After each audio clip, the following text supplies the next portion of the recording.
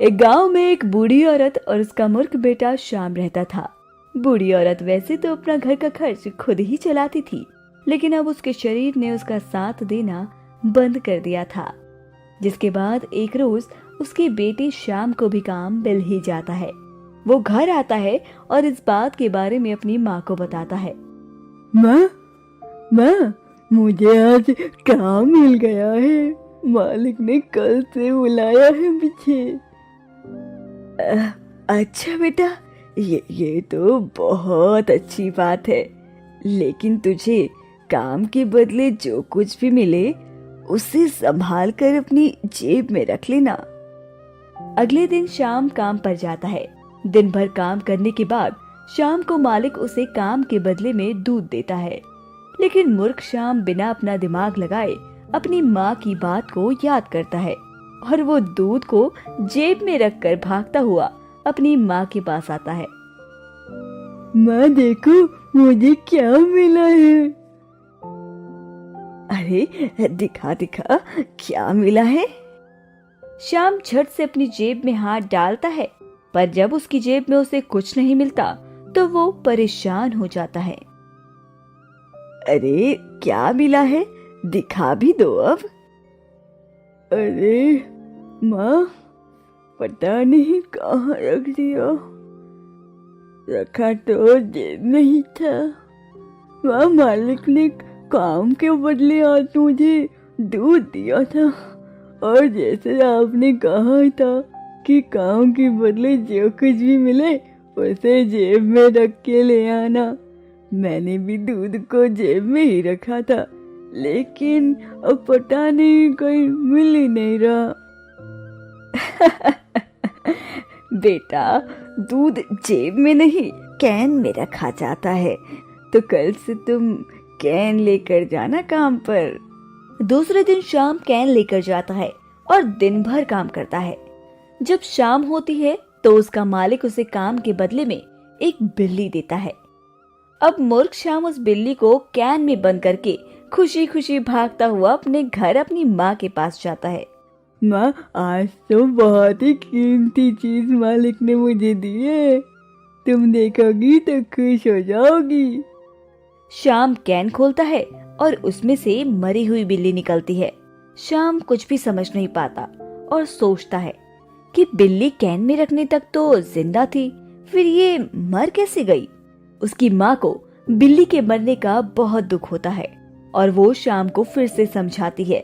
श्याम, अगर मालिक ने तुझे काम के बदले बिल्ली दी थी तो तुझे उसे रस्सी से बांधकर घर लाना चाहिए था ना बेटा। कैन में तो बिल्ली मर ही जाएगी ना बेटा।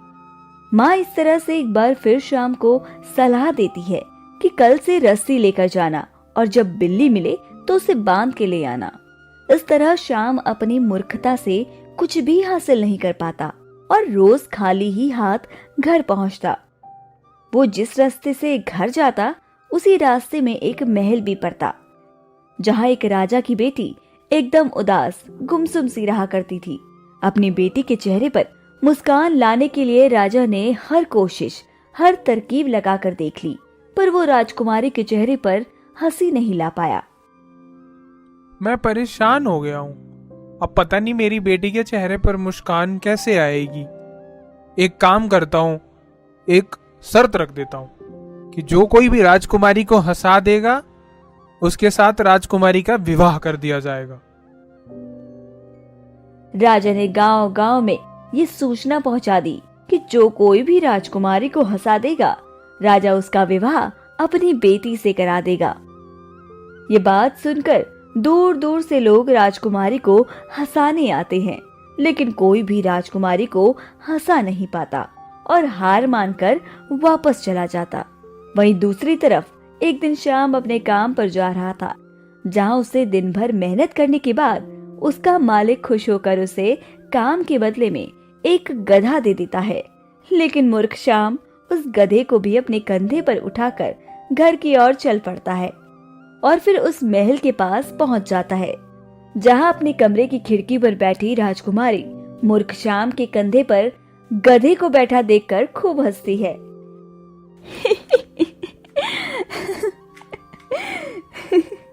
राजकुमारी को इस तरह से खुश देखकर राजा बेहद प्रसन्न हो जाते हैं और शाम को फौरन महल में बुलाते हैं।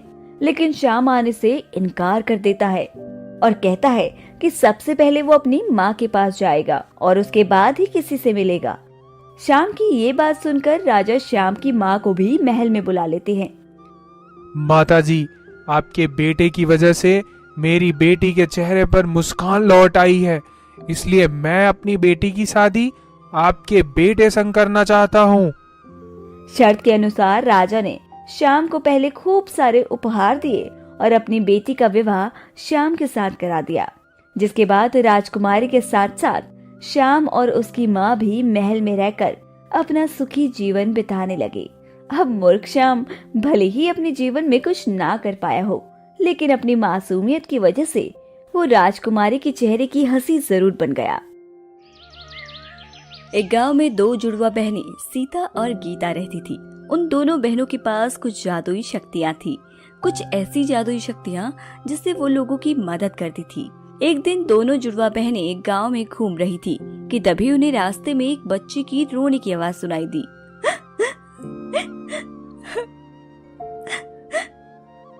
अरे गीता, क्या तुम्हें भी किसी की रोने की आवाज सुनाई दे रही है? हाँ सीता, सुनाई तो दे रही है, लेकिन ये आवाज आ कहाँ से रही है? मुझे लगता है गीता ये आवाज उस घर से आ रही है। अच्छा, तो चलो चलकर देखते हैं। सीता गीता दोनों ही उस घर की तरफ बढ़ते हैं और जैसे ही दोनों बहनें घर के अंदर झांककर देखती हैं, तो उन्हें वहाँ एक प्यारी सी बच्ची कपड़े धोते हुए नजर आती है, जो बहुत रो रही होती है। और वहीं पीछे से किसी औरत की चिल्लाने की आवाज आ रही होती है। ए मीना, ये रोना वोना बंद कर और ये ले, इन्हें कपड़ों को भी चमका दे। और हाँ, अगर कपड़े ठीक से ना धुले ना तो देख लेना, फिर मैं तेरा क्या हाल करती हूँ। चाची, मैं अच्छे से धो दूंगी। मैं अच्छे से सारे कपड़े धो दूंगी चाची।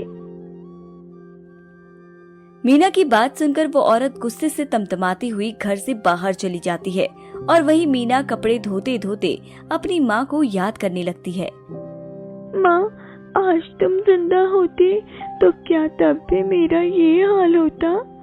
जिन हाथों में कलम होनी चाहिए थी, उन हाथों में चाची ने ये थापे पकड़ा दी है। काश ये सब मैं पापा को भी बता पाती। कोई तो होता जो मेरा ये दुख समझ पाता।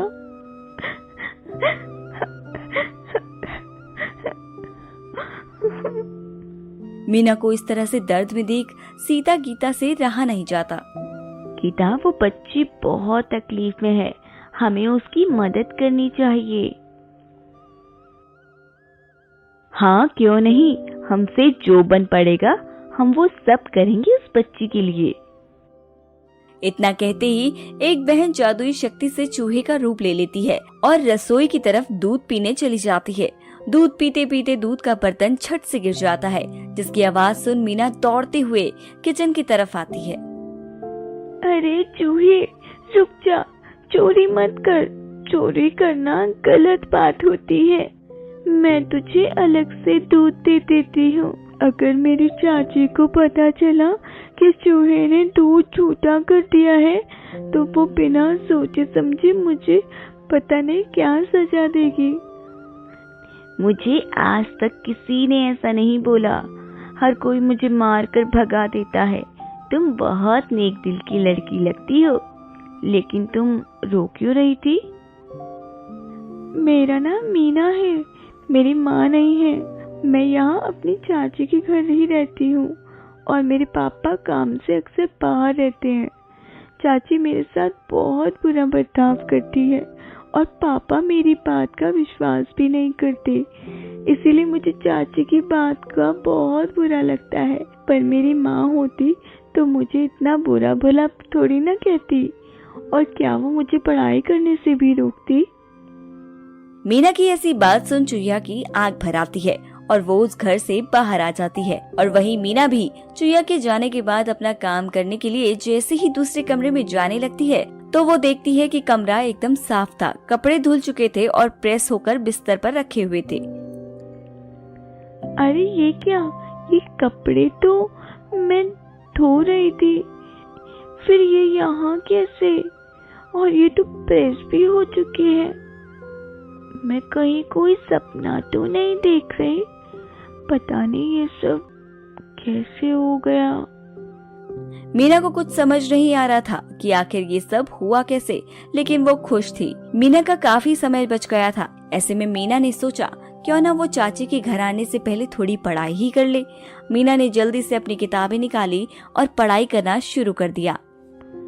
2 एकम 2, 2 दूनी 4, 2 तिया 6, 2 चौके 8। मीना पढ़ाई कर ही रही थी कि कुछ समय बाद उसकी चाची भी घर लौट आई। मीना को पढ़ाई करता देख सरोजा चाची गुस्से से लाल हो गई। क्यों री, मना किया है ना पढ़ाई करने के लिए मैंने तुझे।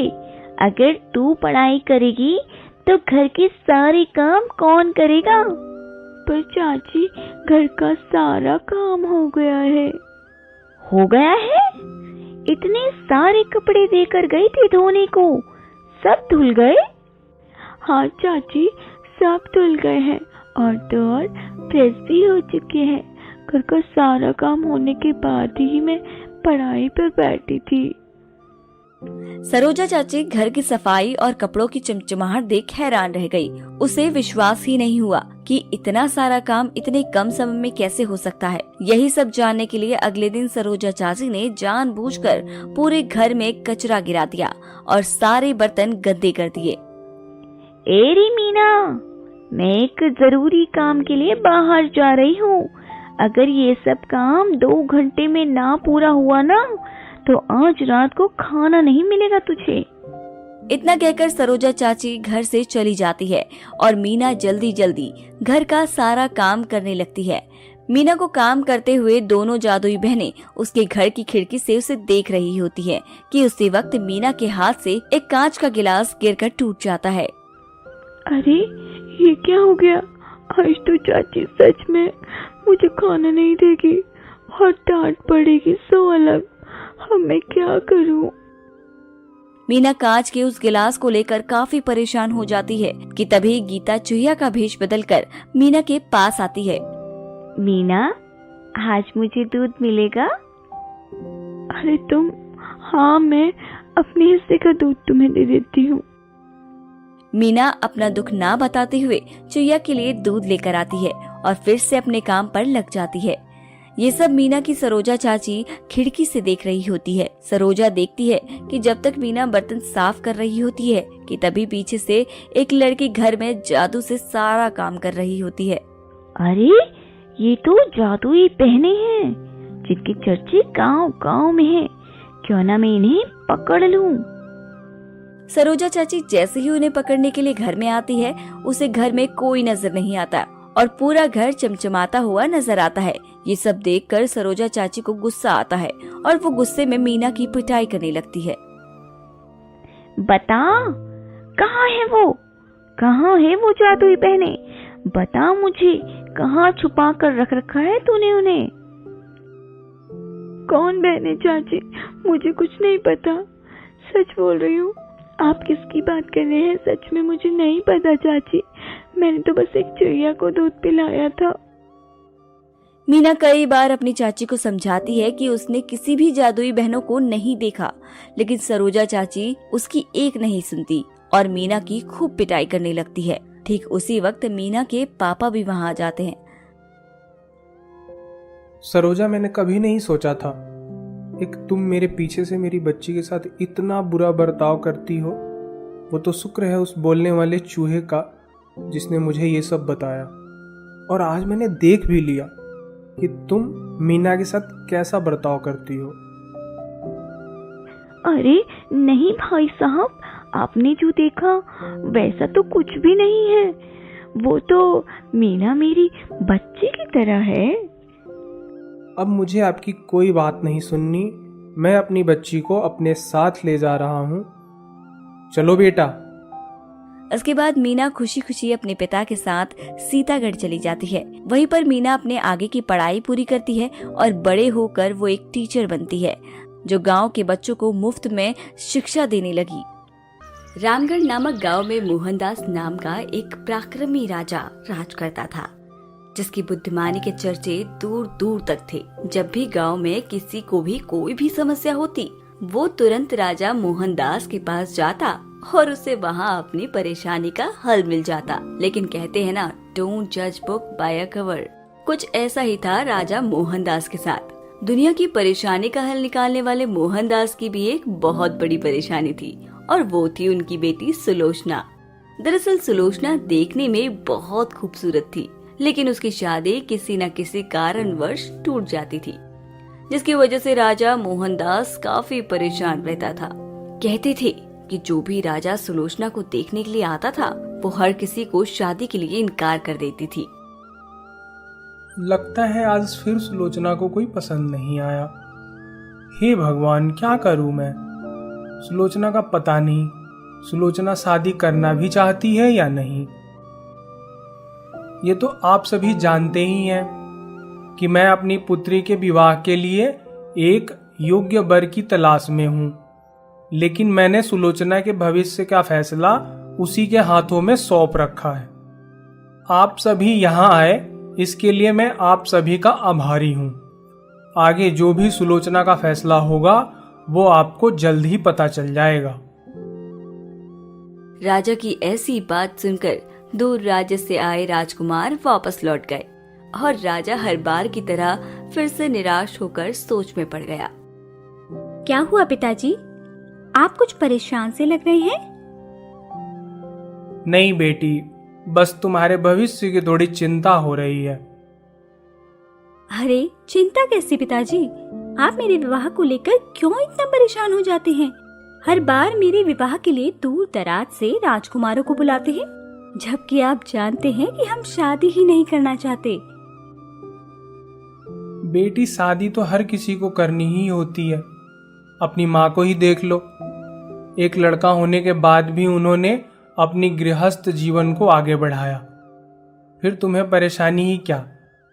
तुम कहो तो सही, मैं तुम्हारे लिए सबसे योग्य वर ढूंढ कर लाऊंगा जो तुम्हें पलकों पर बिठा कर रखेगा। माफ करना पिताजी, मुझे वक्त चाहिए। मैं अभी कुछ भी नहीं कहना चाहती और आप ही मेरे विवाह की चिंता करना छोड़ दें।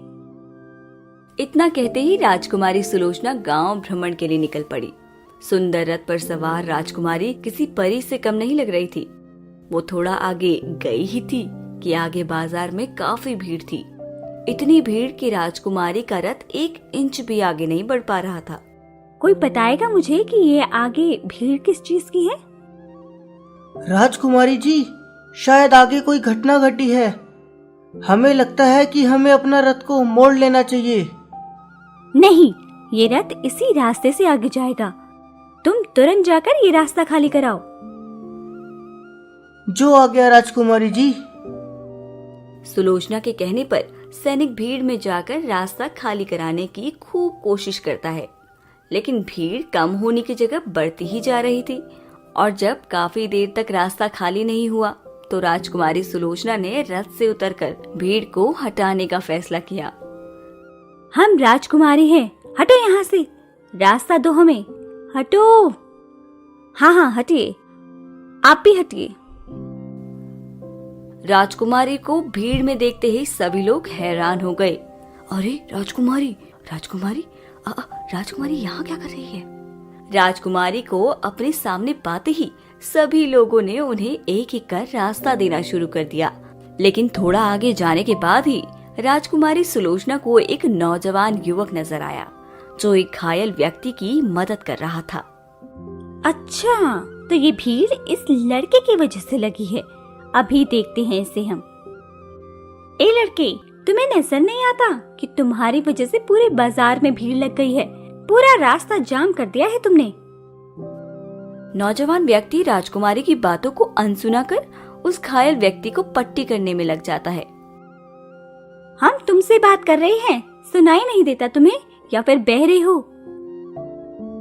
क्या आपको दिखाई नहीं पड़ता या फिर आप अंधी है? जबान संभाल कर बात करो। शायद तुम जानते नहीं कि तुम किससे बात कर रहे हो।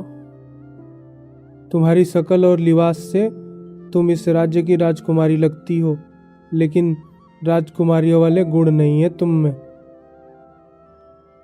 अपने पिताजी से कहकर इस राज्य से बाहर फिकवा सकती हूँ मैं तुम्हें। मुझे परवाह नहीं।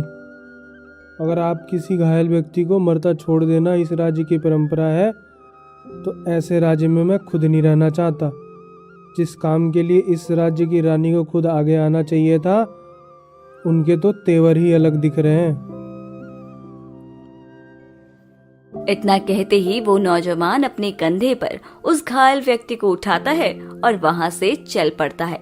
लेकिन वही सुलोचना, जिसके दिल में नौजवान की बातें घर कर जाती है, वो भीड़ छटने के बाद पूरा गांव घूमकर अपने महल आ जाती है, पर उस नौजवान की आंखों की चमक और उसकी बहादुरी को वो भूल ही नहीं पाती।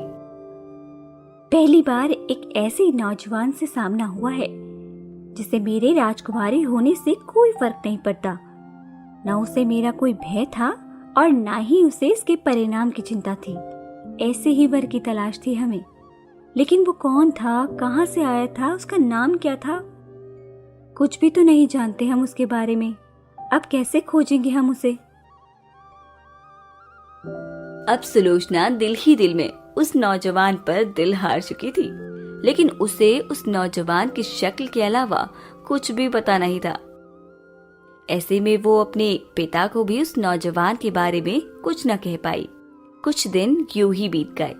अब सुलोचना को उस नौजवान का मिलना ख्वाब सा लगने लगा। और वहीं दूसरी तरफ रामगढ़ के लोगों की आर्थिक हालत काफी बिगड़ गई। गांव में भारी बारिश के चलते लोगों की खेती तहस नहस हो गई थी। इस बार गांव के लोगों का हालात बहुत खराब है। हमारे भंडार में जितना अनाज है वो गांव वालों के लिए कुछ दिन ही चल पाएगा। तुम कोल्हापुर के राजा भानु प्रताप के पास मदद का संदेश भिजवा दो, क्या पता वहां से कोई मदद मिले। जी राजा साहब, मैं अभी भिजवा देता हूँ। राजा मोहनदास ने पड़ोसी राज्य के राजा के पास मदद का संदेश भिजवाया, लेकिन संदेश के जवाब में कोल्हापुर के राजा स्वयं मदद लेकर रामगढ़ पहुंच गए, जहां राजा मोहनदास ने राजा भानु प्रताप का खूब भव्य स्वागत किया। भानु प्रताप ने महल पहुंचते ही राजा मोहनदास की आर्थिक मदद करने के साथ साथ उनके सामने एक सुझाव रख डाला। राजा साहब, मैं हर तरह से आपकी आर्थिक सहायता करने के लिए तैयार हूं, लेकिन मेरे पास आपके लिए खास सुझाव है। सुझाव? कैसा सुझाव? आप अपनी पुत्री का हाथ मेरे हाथ दे दो, इससे आपको ये ऋण चुकाना नहीं पड़ेगा। आप मेरी पुत्री सुलोचना से विवाह करना चाहते हैं, लेकिन एक समस्या है। समस्या? कैसी समस्या? दरअसल हम काफी समय से अपनी पुत्री के लिए एक योग्य वर की तलाश में हैं, लेकिन मेरी पुत्री को कोई पसंद ही नहीं आता। हाँ, तो कोई समस्या नहीं। आप पहले अपनी पुत्री के सामने हमारा प्रस्ताव रख दीजिए। अगर उनकी मर्जी होगी तो ही हम विवाह के लिए आगे बढ़ेंगे। भानु प्रताप की बात सुन राजा मोहनदास तुरंत अपनी पुत्री सुलोचना के पास जाते हैं और उसे पूरी बात बताते हैं, पर सुलोचना अब भी उस नौजवान की उस आंखों को भूल ही नहीं पा रही थी। लेकिन पिता को अपने सामने गिड़गिड़ाता देख सुलोचना इस शादी के लिए मान जाती है। ठीक है पिताजी, मैं इस शादी के लिए तैयार हूँ, लेकिन इससे पहले मैं एक बार राजा भानु प्रताप जी से मिलना चाहती हूँ।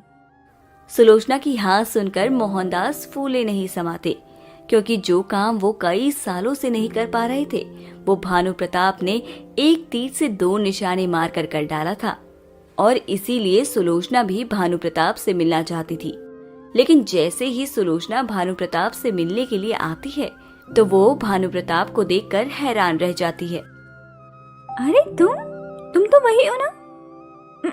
मेरा मतलब है कि आप तो वही है ना जो उस दिन बाजार में? हाँ, मैं वही हूँ, राजा भानु प्रताप। एक राजा होकर आम लोगों के बीच आकर उनकी मदद करना, वो सब क्या था? मैं उस दिन राजकुमारी सुलोचना से विवाह के लिए रामगढ़ आया था, लेकिन राजकुमारी को विवाह ही नहीं करना था, इसलिए बिना देखे ही राजकुमारी ने हमें ठुकरा दिया। ओह, तो वो सब हमारी नजर में आने के लिए था? बिल्कुल नहीं, वही असली भानु प्रताप था, जिसे राजकुमारी सुलोचना में एक घमंडी लड़की नजर आई। हाँ, मेरा वो बर्ताव सही नहीं था। महलाकर मुझे इस बात का अंदाजा हुआ कि आप सही थे, और तभी से मैंने आपकी तलाश भी पूरे गांव में कराई, लेकिन बिना नाम पता आपको खोज पाना मेरे लिए नामुमकिन सा हो गया था। और फिर कुछ वक्त बाद मैंने उम्मीद ही खो दी थी कि अब हमारी मुलाकात फिर होगी, लेकिन क्या? मेरी हाँ है। इस तरह से सुलोचना ने भानु प्रताप से अपने प्यार का इजहार किया और राजा को भी भानु प्रताप के बारे में बताया। और फिर क्या था, राजा मोहनदास ने खूब धूमधाम से अपनी बेटी सुलोचना का विवाह भानु प्रताप से करा दिया। इस तरह से भानु प्रताप की बुद्धिमानी ने राजा मोहनदास की समस्या का भी हल कर डाला।